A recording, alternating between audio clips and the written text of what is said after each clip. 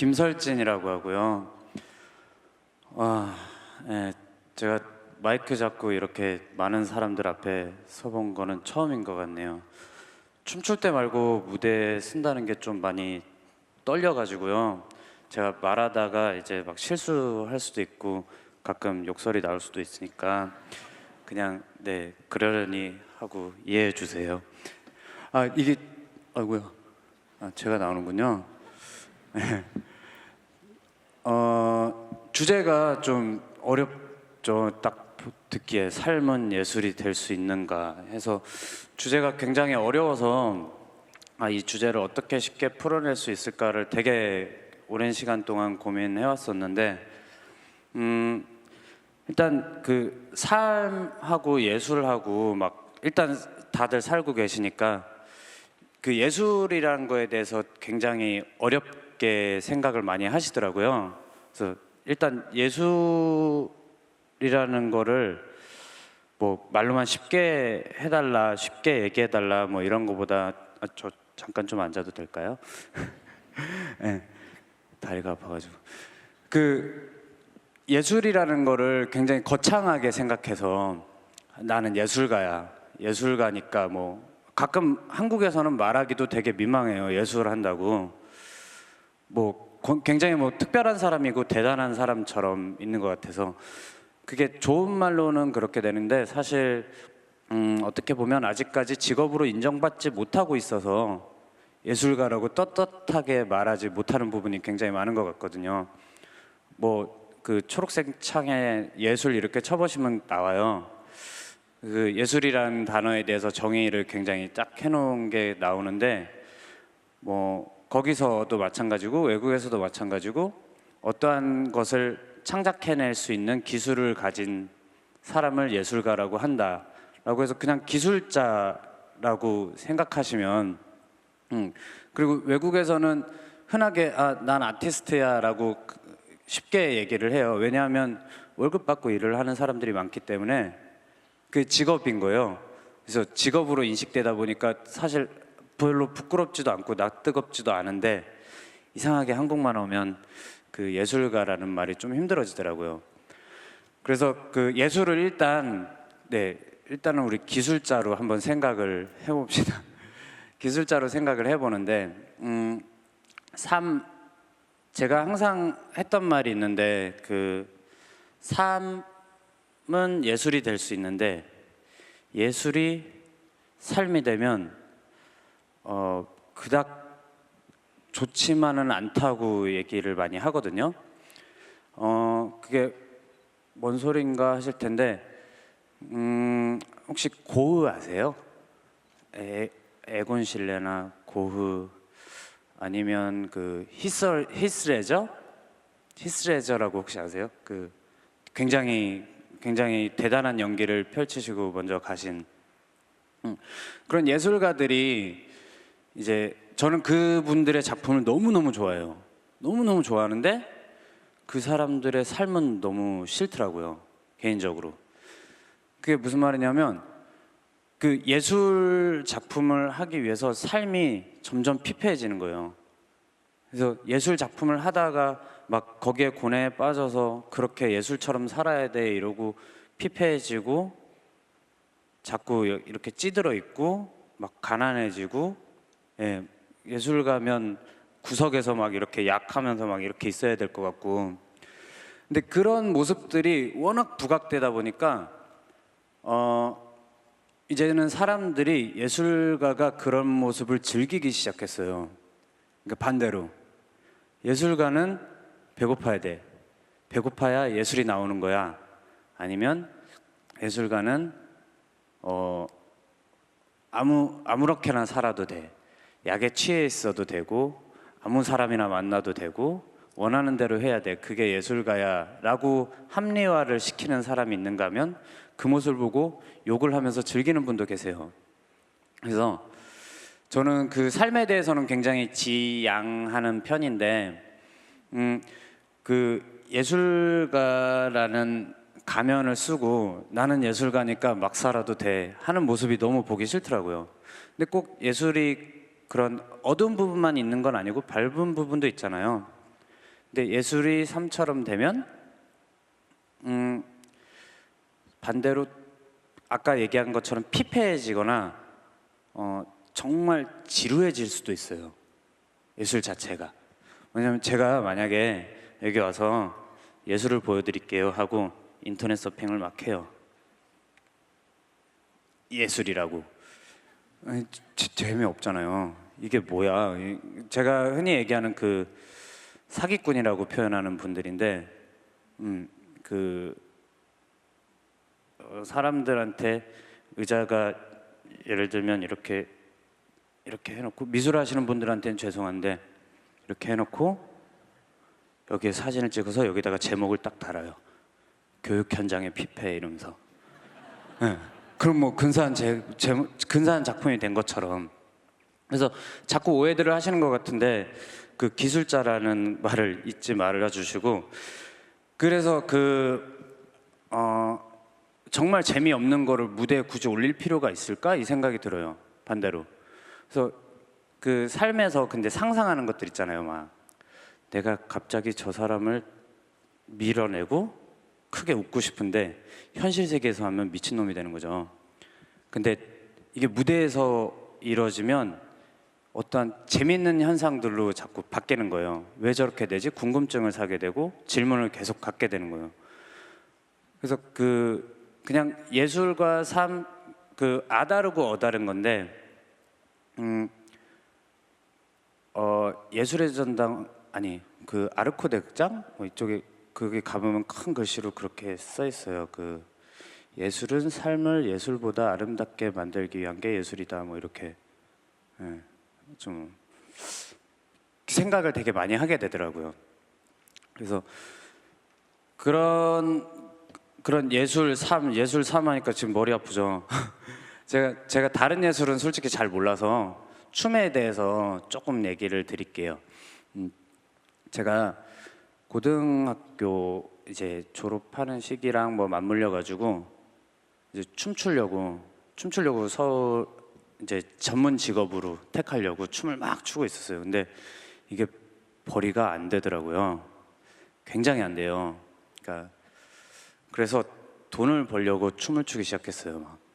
막 그런 클럽에도 가고 뭐 밤에 밤무대에서도 하고 아주 잠깐이었지만 하고 있는데 점점 춤은 줄고 통장에 있는 돈은 똑같고 분명히 돈은 많이 벌었는데 많이 없더라고요. 뭐 어른들 하는 말로 그런 쉽게 번 돈 쉽게 없어진다고. 근데 이 춤을 춰서 돈을 버는 거는 괜찮은데 돈을 벌기 위해서 춤을 추니까 너무 제가 불행하더라고요.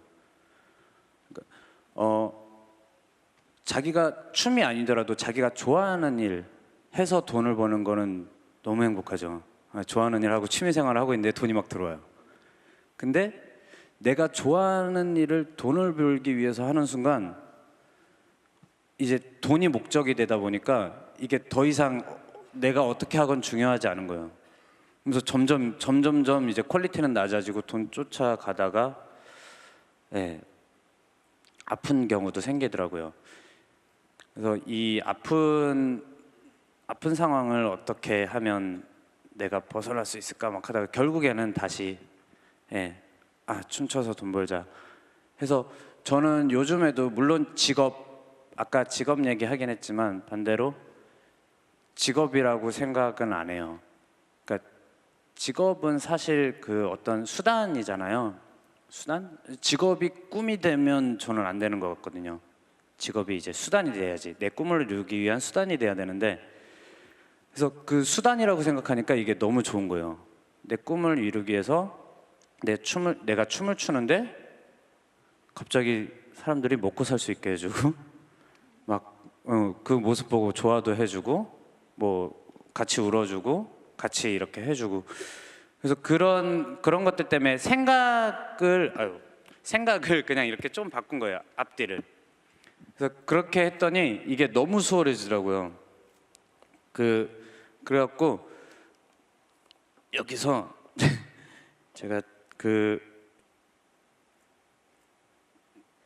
제가 이러고 있으면 어떠세요? 아니 그냥 여러분들 만약에 앞에 어떤 사람이 여러분들한테 말을 하러 왔어요. 말을 하러 와서 이러고 계속 있어요. 그러면 보는 사람들은 대부분 그런 생각을 처음에 무슨 일이지? 아이고 하다가 아이고 어떡하지? 하다가 이제 슬슬 짜증을 내기 시작해요. 아이씨 내가 돈 내고 시간 내고 여기 왔는데 뭐 하는 짓이야 이러면서. 근데 사실은 자기 이외에 다른 사람들은 다들 자기를 그렇게 보고 있어요. 정말 신기하게. 그래서 사실은 자기 관찰을 정말 많이 해야 되고 남들이 보는 시선들은 제가 뭘 하고 있는지 여러분들 안 보이시죠? 네, 저희 로고예요. 아무튼 근데 이거를 사람들이 무슨 생각을 할까 하는 순간 내 자신이 점점 없어지더라고요. 없어지면서 저 사람들한테 맞춰야 되는데 내가 뭘 어떻게 해야 되지? 결국에는 타인을 위해서 계속 살게 되는 거예요. 그래서 자기를 돌아보는 시간이 점점 줄어들면서 너무 많은 정보들을 받아들이면서 점점 자기는 없어지고 이 짧은 정보가 마치 자기의 지식인 양 착각하게 돼요. 저는 글 읽는 것도 되게 좋아하고 그림 보는 것도 좋아하는데 글 읽을 때 가장 위험한 게 그 책 속 혹은 어떤 글들에 있는 지식들이 자기의 지식인 것처럼 착각하게 되는 순간이 와요. 막 이거 내 거야 막 이러면서 마치 내가 쓴 것처럼. 왜냐면 문자들은 저기 한글이 없구나. 네. 문자들은 자기가 읽는 순간 자기가 생각한 것처럼 이렇게 이건 내가 생각한 거야 이러면서 놔버리게 되거든요. 그래서 자기에 대한 질문을 점점점 안 하게 되는 거예요. 결론 단정 지어버리고. 그래서 자기에 대한 질문을 꾸준히 끊임없이 하고 있는가 혹은 자기에 대한 의심을 계속하고 있는가 그럼에도 자기 확신을 계속하고 있는가에 대해서 저도 매일 싸우거든요. 아까 본론으로 들어가서 그 의심을 하고 그러다가 확신을 갖고 하는 순간 과정 중에 예술가들한테 정말 큰 유혹이 와요. 악마의 유혹이라고 하는데 작품이 안 풀려요.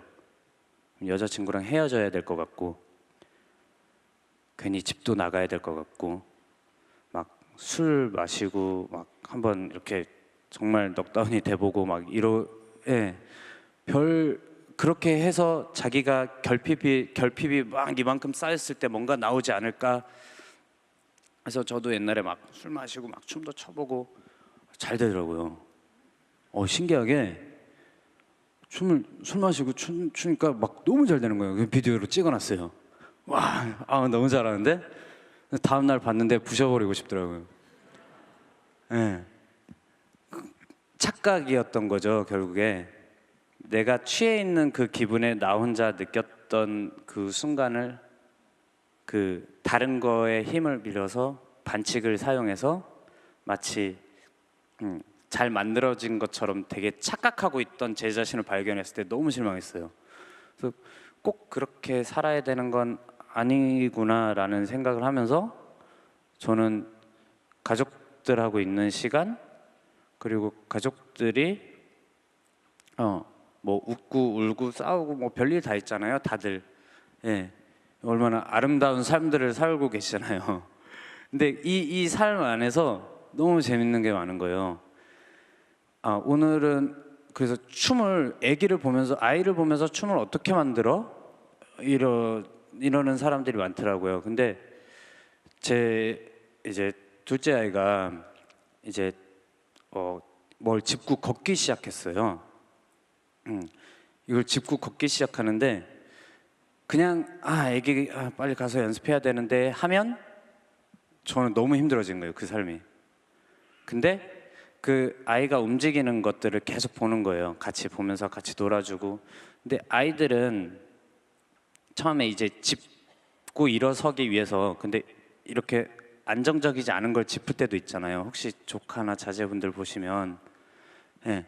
근데 이렇게 되면 여기에서 중심 잡기 위해서 이렇게 보통 이렇게 앉아 있잖아요. 보이세요? 예. 아이들이 이렇게 앉아 있어요. 앉아 있다가 이걸 잡기 위해서 막 이렇게 저도 한번 쳐다봤다가 올라가려고 했다가 막 여기서 어떻게 해서 하는데 이게 내려오고 막 예, 별일이 다 일어나요. 근데 이게 춤이 아닌 듯하게 보이잖아요. 근데 여기에 정말 신기하게 음악을 살짝 얹으니까 이 춤이 되는 거예요. 그래서 아무 음악이나 그냥 틀어보면 그냥 보여드릴게요.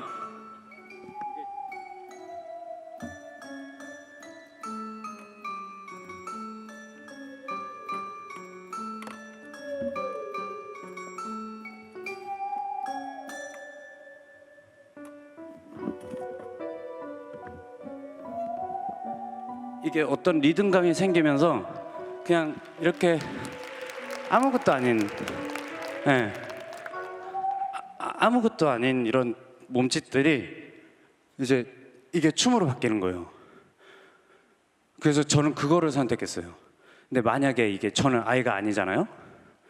근데 아이처럼 한다고 해서 제가 아이가 되는 건 아니니까 그럼 저 아이의 몸짓을 가지고 내가 어떤 인물을 표현할 수 있을까를 생각을 해보는 거예요. 근데 이게 현실 세계에서 그럼 이건 정신 나간 사람이야 라고 그냥 단정 지어버리게 되니까 그거보다 조금 더 들어가는 거죠. 조금 더 상상하는 거예요. 내가 여기서 일어나고 싶은데 갑자기 내 몸이 말을 안 들어. 아니면 물론 내 손은 이거지만 갑자기 얘가 발로 바뀌고 이 여기는 어깨로 바뀌었어요. 생각 속에서. 그럼 이게 아예 바뀌면서 오류들이 막 일어나잖아요. 그럼 오류들이 일어날 때 내 몸짓은 어떻게 될까 해서 거기서 계속 확장시키는 거예요. 그럼 그 오류들을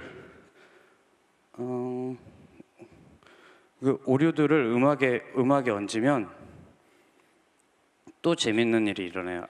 이번에도 아무 음악이나 틀어볼게요. 너무 슬프다. 바꿀게요. 제가 아이들이 이렇게 짚기 위해서 걷잖아요. 근데 이게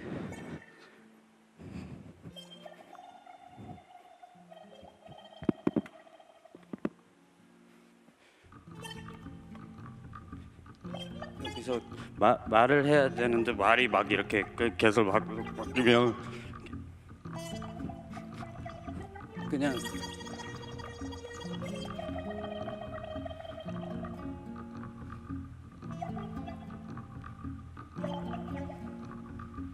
애기들 이렇게 자기 얼굴 뜯죠. 막 이렇게 이렇게 막 뜯는데 그냥 이게 아니라 여기서